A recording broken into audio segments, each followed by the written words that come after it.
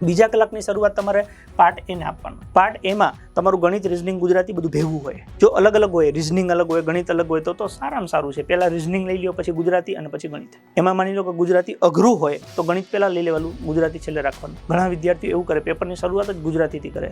ગુજરાતી તમારું આરામથી 20 થી 30 મિનિટ ખાઈ જશે. જો સહેજ એમાં ટ્વિસ્ટ કર્યું તો તમારી પથારી ફેરવી દેશે. એટલે ગુજરાતીને બને ત્યાં સુધી છેલ્લે રાખવાની કોશિશ કરો. જો સહેલું હશે તો તમને તરત આવી જશે, અઘરું હશે તો તમારા બાકીના માર્ક્સ બચાઈ દેશે. અને પેપરમાં તમે સહેલું ગોતશો ને તો આરામથી તમને પેપરમાં બંને ભાગમાં 60% પ્રશ્ન મળી જશે. આરામથી 60% આસપાસ પ્રશ્ન તમને બંને પાર્ટ એ અને બી માં મળી જશે. બસ તમારે ગોતવું પડશે.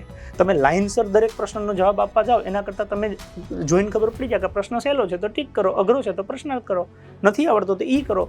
તો શું થશે કે તમારી નજર પહોંચી જશે. અને જો તમારી નજર પહોંચી ગઈ 200 પ્રશ્નો ઉપર તો મારા અંદાજ પ્રમાણે તમે નાપાસ ના થાવ. નજર ફરજિયાત પહોંચાડવી પડશે અને એના માટે તમારે કમ્પલસરી કલાકે બદલવું પડશે કે પાર્ટ બી ને કલાક એટલે કલાક જ. પછી માની લો કે એવું થયું કે તમે 81 થી ચાલુ કર્યું હતું તો કે 200 સુધી જવાનું હતું, તમે હજી 150 જ પૂગ્યા છો અને કલાક પતી ગઈ છે, તો તમારે ફરજિયાત બીજા પાર્ટમાં જતું રહેવું પડશે.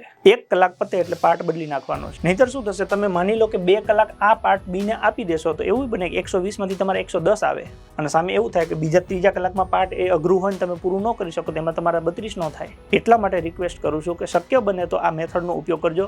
પહેલો કલાક પાર્ટ બી ને, બીજો કલાક પાર્ટ એ ને, પછી તમારી પાસે ત્રીજો કલાક વધશે.